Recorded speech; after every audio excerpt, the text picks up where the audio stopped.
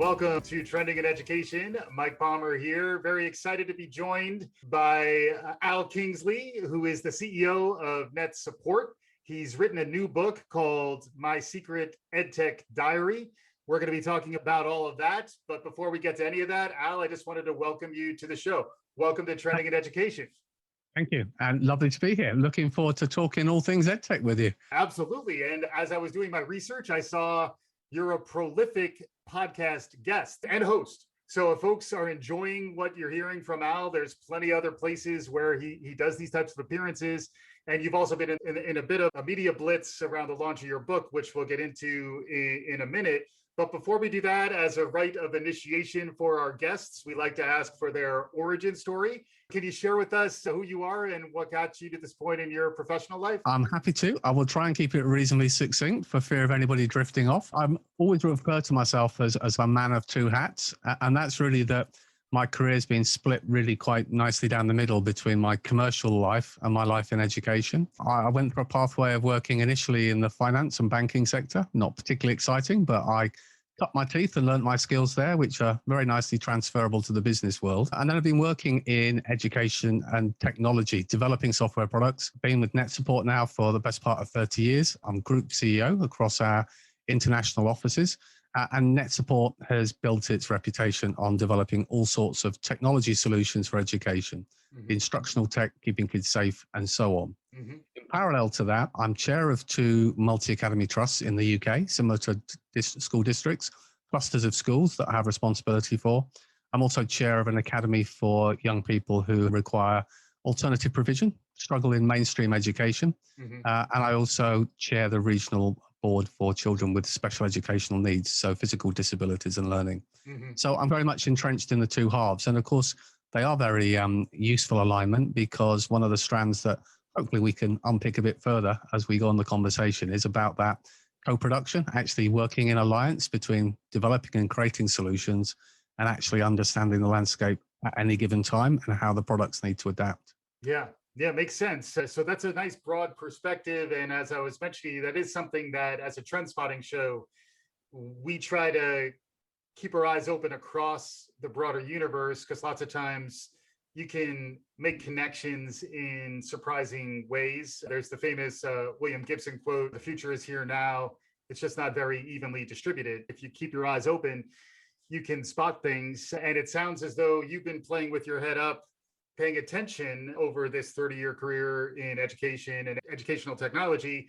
And that's culminating now in you sharing some of that perspective in your new book. Can you tell us a little bit about the book? I certainly can. So yeah, My Secret EdTech Diary. Obviously, the cover's going to be out of date quite quickly because it's not much of a secret now. Really, we reached the point. I always talk about the last 18 months, 2 years as being a real amplifier and catalyst for change in the EdTech space. And before that, there's often been many stakeholders promoting and advocating the effective use of educational technology, but it's been a little bit of a Groundhog Day. There's been different surges where there's been pockets of funding where we've seen adoption, but it's not really been sustained and embedded. And so having managed to find my way successfully through 30 years at working in this, I wanted to create a book that did a number of things. I think the first thing was to bring the different perspectives together. There's lots of great documentation and articles out there that we can all find through our browsers, but actually bringing things into a common place. And I wanted to do is try and pull them together. So the first part for me really was reflecting on where we've come from. And there are trends right from the 1920s in terms of how educational technology was first introduced, some of the success stories, and perhaps the things that become more memorable by nature of the media, the failures along the way that naturally result in a degree of skepticism about the impact and benefit of some solutions. But then we've got this kind of window of the last 2 years where we've had this fast track to trying new things. And the pandemic has provided, in one regard, a positive in terms of an opportunity for educators to take risks. And by risks, I'll go out and try new things quickly that maybe would fill the gaps from some of the things they couldn't do in a face-to-face sense. But we also want to learn lessons from that. So the next part really building on that is, well, where does that go in the future? And rather than being just about that common strand of education, history, and EdTech where we go, I also wanted to bring in the dynamic of what it's like from a vendor's perspective, partly because I get lots of educators who are looking to branch out and they have their own idea, and how do they turn that into a product? So they want those kind of shortcuts and tips. Yeah. And the second is, if you understand how vendors go about creating products and ecosystems, it puts you in a stronger position as a teacher in a school or a district lead to actually understand what the requirements are from a vendor's perspective, and also what to look for in terms of the pros and cons, that selecting and choosing the right tools. Yeah, and that's quite a bit. It sounds relevant. It sounds zeitgeisty, as I like to say on the show. It does seem like you're trying to tap into the spirit of the times, and it is a transformative moment. It's an opportunity. I would like to get a little bit of your perspective on how likely we are to lean into that opportunity, and where you see us snapping back, because I am seeing both of those themes out there in the world. There's a lot of pandemic fatigue where people just don't want to think about the new. No. And then there's also this awareness, I think the silver lining side of the equation, where things are probably better because we learned digital. But what's your general sense, spirit of the troops, spirit of the times, in terms of where we're heading? I think that's very perspective in terms of thinking about where we take our trend forward. The first thing I often say is about the reality check is no two schools are the same, no two districts are the same. So we can't always generalize in the broadest sense. What we can say is the number one lesson we've learned over the last couple of years is the biggest barrier to successful adoption of technology was professional development and training for staff to have confidence using the tools.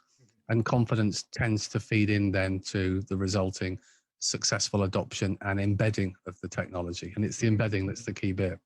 So because we've tried new things, and some things have worked, and let's be honest, some things haven't worked as well, there is, with that kind of exhaustion after the pandemic, a natural persuasion to slip back into the way we used to do things. And I think it's incumbent on those of us that are talking about EdTech, and many of the practitioners and instructional leads in schools, to recognize that actually we need to learn those lessons, and where things have worked, we need to actually continue having those as part of our toolkit.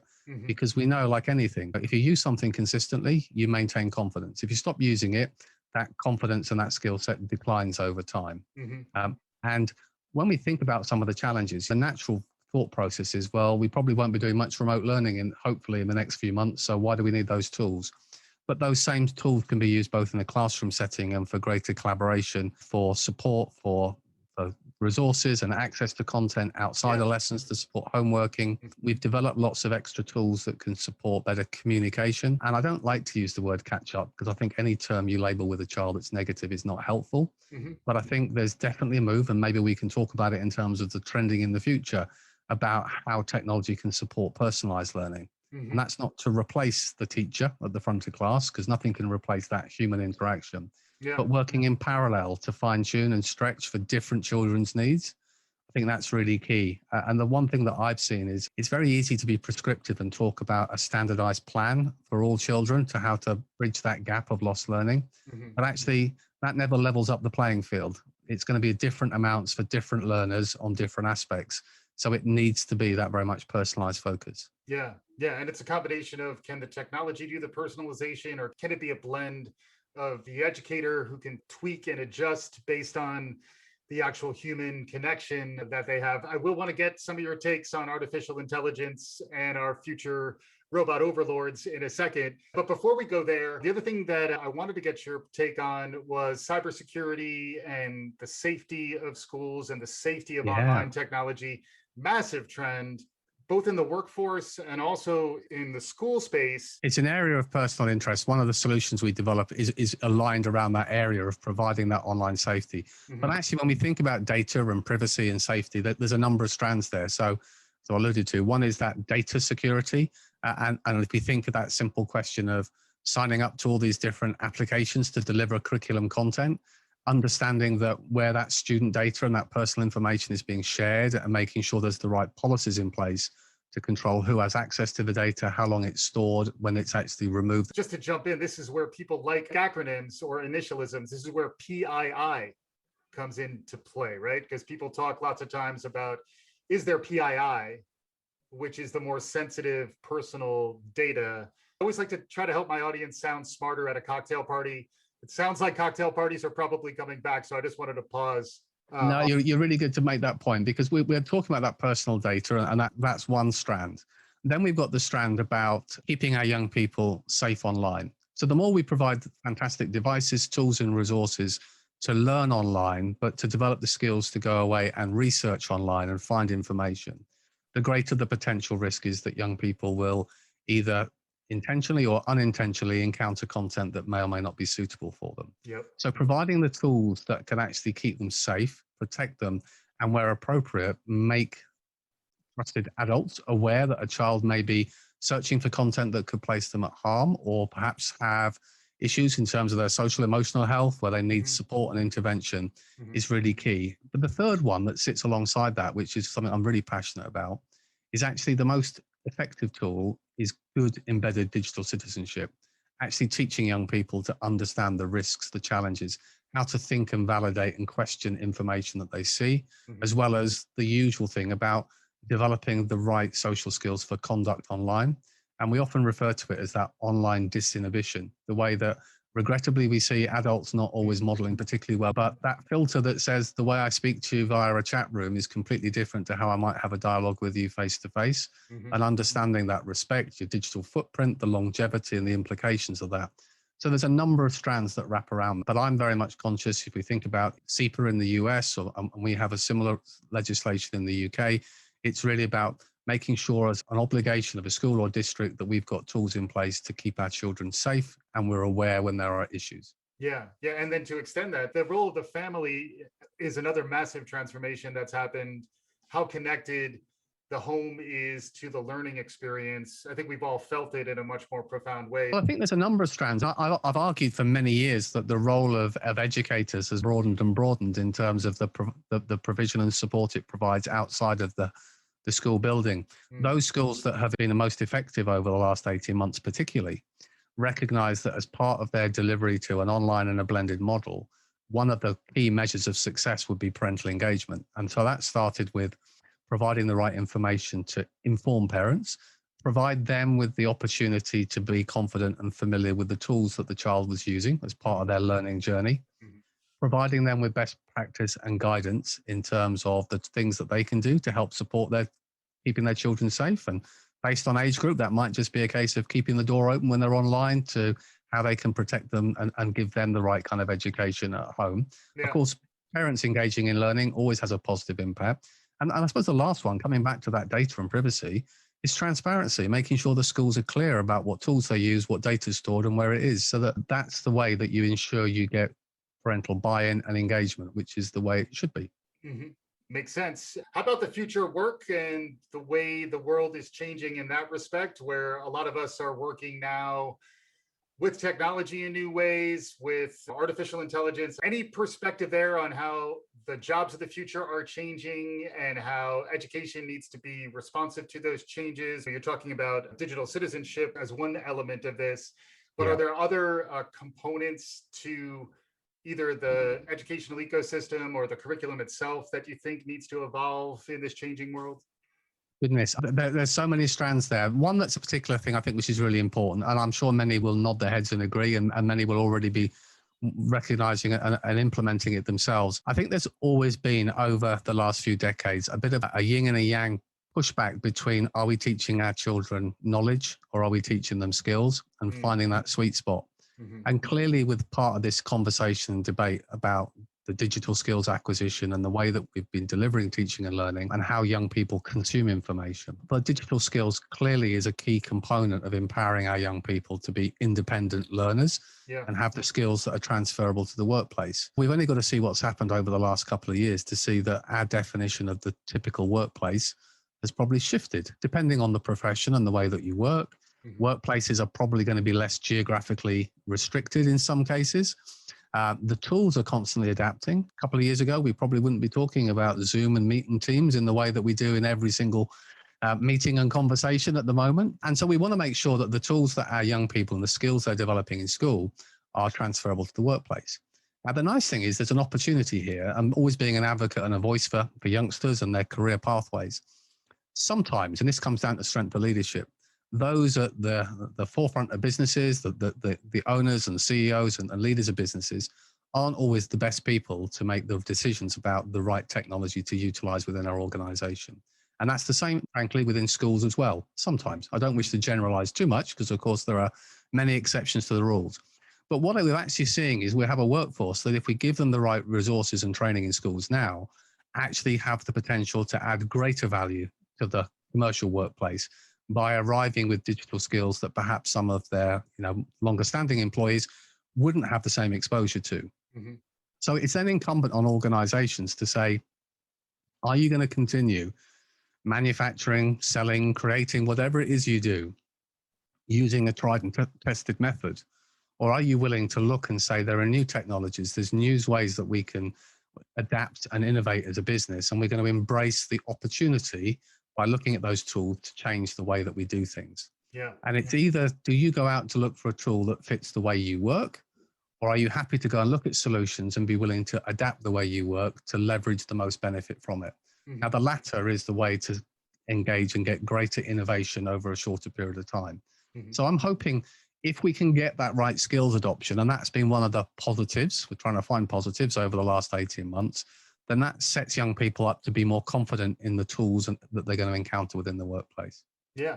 Yeah, makes sense. Yeah, robots. We haven't actually gotten to robots. You're looking ahead as you're synthesizing all this stuff. Where do you see us headed? What are some areas of concern? Folks like dystopias. What do we need to be careful about? And then obviously, I always like to finish more on a hopeful trajectory. Where do you see some hope? But any perspective on how technology interacts with humanity and where the risks and the opportunities are? Yeah, it's a really interesting topic. And I don't profess that my diary goes as far forward as a crystal ball gazing for the next 50 or 100 years. What I can say is, for all of those involved within the technology sector, there's a very clear separation. There are things that computers are really good at, and there are things that human beings are really good at. And yes, there's a Venn diagram with a bit of an overlap. But I often hear people asking the question, will technology replace the teacher? And my perspective is, and always has been, the answer is no. What it can do is, by using technology and the advent of AI being adopted into solutions, and personalized learning is a great way of a young person being presented with questions, and based on their answers, the system learns how to stretch and challenge and develop their knowledge. Mm-hmm. In doing that, it can free up time.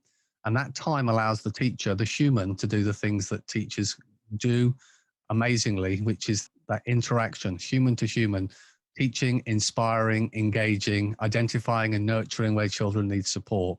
And those are all things that the human element will always trump the computer on. Yeah. So we've got the potential that AI and other technologies can really develop and enhance as that extra strand. Where I think if we go further forward and we think about accessibility and the use of technology, it is that friend that we have often sitting in a speaker within our sitting rooms at home or in our cars. And if I say it, I'll probably have all the devices in my room go off, whether it's the Alexa or Siri. He's trying to be nice and quiet. But actually, there is the potential for the keyboard to become less prevalent and the voice to become more dominant. Mm-hmm. And if we use the voice as that method of engagement, not only does it make it more accessible and potentially at an earlier age, because we tend to develop lingual skills quicker than we do our typing and written skills, but we also have the potential to use the information we gather to understand and track the levels of engagement of young learners and when they're working on things, and again, build that kind of personalized learning. So there's huge opportunities. I think it's more the business world where there's a threat to employment from technology than there is within the education space. Yeah, that's interesting. So we talked a little bit about a broader perspective. I'm always looking for inspiration in education from adjacent spaces. I frequently gravitate to entertainment, leisure, play, gaming, where new trends emerge that frequently then become adopted by educational practitioners. Where do you find your inspiration outside of education? Where do you see new trends emerging, and where have you seen them jump into the educational lane? It's a really nice question, and there's loads of strands we could go down. One that resonates and some will pick up on is the graying of the boundary between it's not new, the emergence and growth of computer gaming for all ages, and the role that gaming or gamification can play within education. When we think about different approaches to learning, and often people will talk about, my child spends hours on Minecraft or other solutions, and I wish they were studying. But actually, if we think about younger children playing Minecraft, they're learning about all sorts of things, from measurements and dimensions and space and managing resources. And then we move on to city building games where they're learning about currency potentially politics and how they do things. And actually, there's a really important role that we need to be clear that, young people all learn in different ways, and actually the right kinds of embedding those kind of games, but also gamification into our tools. So I'm thinking in a classroom setting, if I'm asking questions to the class, we can do things. We can make things more exciting for some of our learners. We can, who's the fastest to answer? Which team got the most points? Right, we're going to bounce the question around the class for peer validation, and we're going to score points on those things. There's lots of different ways that we can start to build these things together. But I would certainly say, again, where it's appropriate, and it's really important to understand the context of games and how accessible they are to different age groups. But there is the potential that children can learn by playing far more than we perhaps traditionally think of purely in terms of the early years classroom setting. So I think that's an area where technology blends. And because we've seen these fantastic games that previously were the domain of our desktop, now available on a smartphone or a tablet, they're also more accessible. And accessibility is the key one for me, is making all young people have access to some device that levels the playing field. Yeah, and which is another major trend that was accelerated, to your point, during the pandemic, where the awareness of those gaps became much more widely available. Everyone suddenly realized you can't just say, we'll move this all online, when there were genuine disparities in terms of who actually had the tools, the broadband, the access. Absolutely. Where do you see the digital divide going? Was this a shock to system that ultimately is benefiting folks? It's great that the narrative's been brought forward. It's not something that others haven't recognized pre the pandemic. I think what we saw was in many countries, particularly the developed countries, we saw an acceleration of availability of devices, but still not enough to cover families with multiple children in a household and that concurrent usage that they needed to do. What we actually found was the bigger barrier was connectivity, and where families were losing jobs, then unfortunately data plans and costs of connectivity was a real barrier. And we need to level the playing field. Every young child needs to have an equal opportunity and start in life when they're accessing education. And so there's some lessons learned. One, unfortunately, can't be fixed by schools independently. It requires national and government intervention in terms of affordability and availability of connectivity aligned with a learning requirement. There's a lesson for vendors to learn about making technology, where possible, device agnostic, so that it doesn't or shouldn't matter what brand of device or platform is in the home. Your technology ideally can deliver some kind of learning experience and engagement so that it can be accessed by the broadest possible cohort.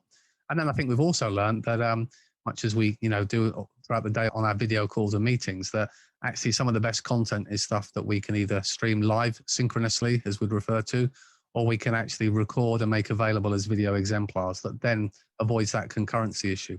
So I think we're learning in lots of different ways, and also not forgetting the fact that in some occasions, certainly for our younger learners, there's nothing wrong with books and pens and papers. They work just as effectively. This isn't a case of automatically everything has to switch to digital.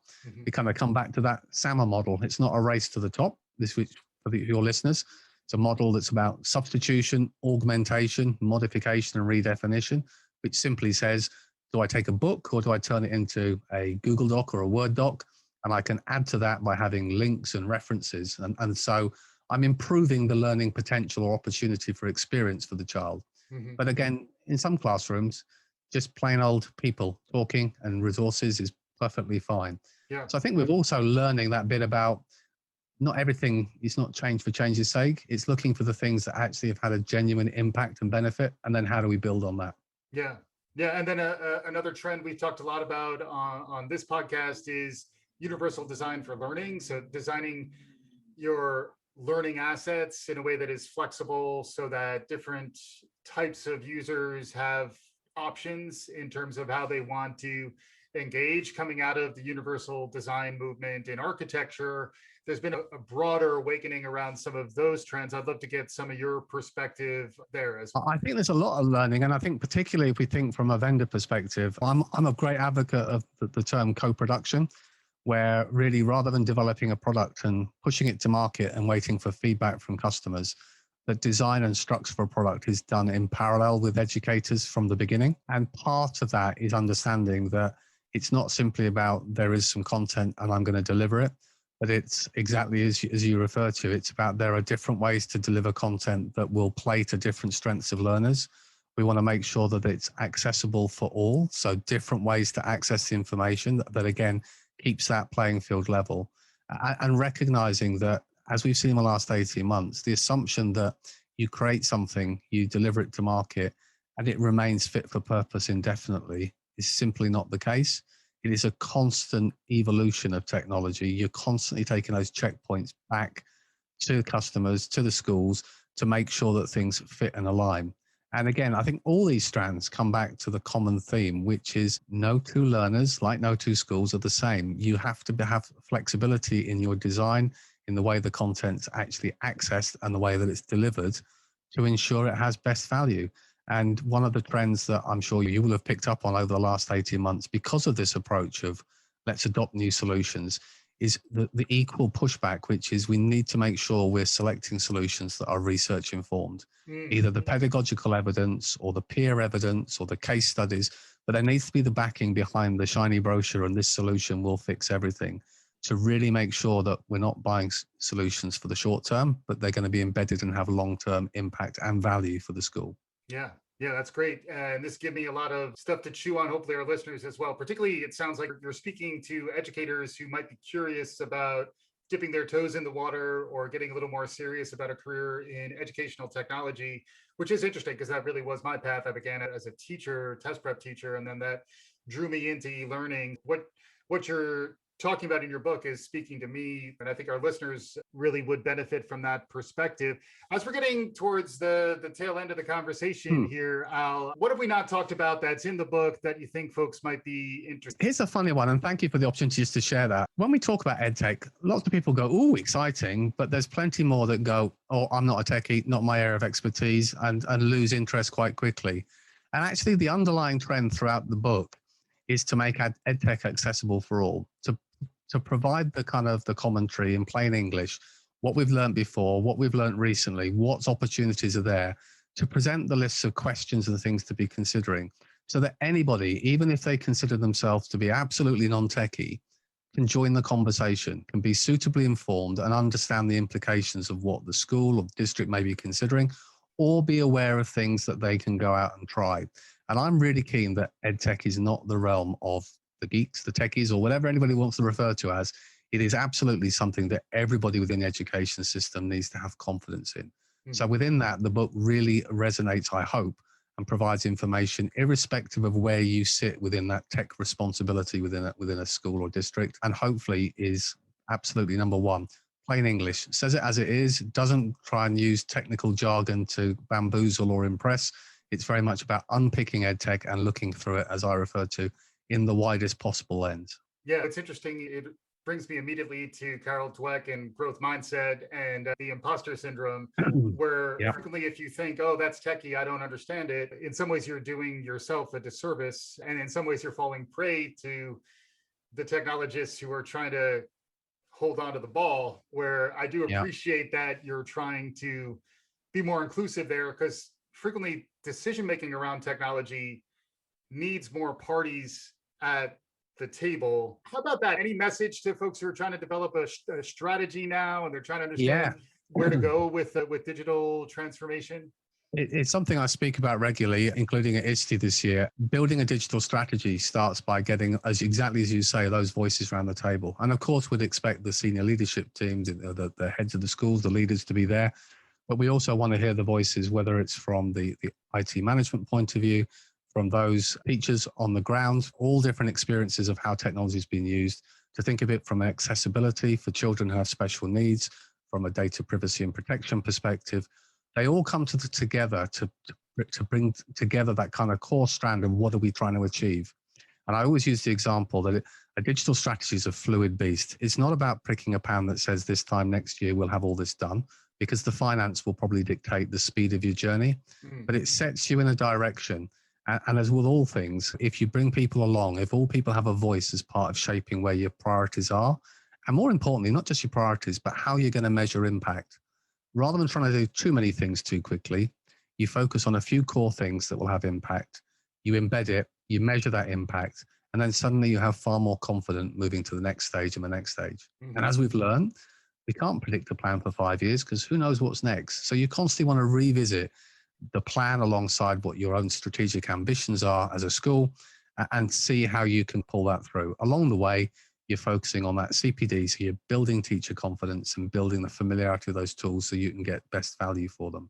And I think they all come together. So it's absolutely key that if an EdTech product or the conversation about EdTech is too complicated to include everybody around the, frankly, it's a rubbish product, because the number one skill of any solution and product is that it's got to be easy to use, to understand, and leverage maximum benefit from. Yeah, that's some wise words from Al Kingsley, the author of My Secret EdTech Diary. It's out wherever you get books. And also, if folks wanted to track you down, Al, where should they go to find you? Thank you very much. They can find me on Twitter, alkingsley_edu, or at alkingsley.com. That's fantastic. So before we let you go, I always love to conclude with what else out there in the world around you is capturing your imagination today. So is there anything new and emerging, some hot tips, some cool tricks, something we haven't talked about that folks could walk away from this conversation with?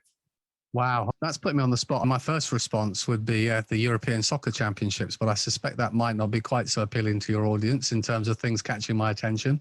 I'll tell you what is catching my attention, and it's long been talked about, but actually in recent months is becoming much more prevalent, is the awareness and the need in all organizations, particularly in business, but also in schools, given the pressures, that actually well-being is now considered a core building, a foundation as part of your operational plans. And I'm a strong advocate that it's very easy to be focused on productivity in the end game without realizing that actually the long-term performance is also built around having the right kind of well-being and support for your staff.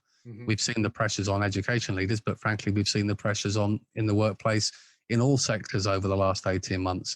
And I think now, rather than thinking well-being is a tick in the box by sending an email once a quarter with some tips and best practice, actually the dialogue and has now become far more prevalent and been brought to the forefront. And I think it's a really positive point now that we're actually looking at the organization much more as the humans first in the conversation rather than the product.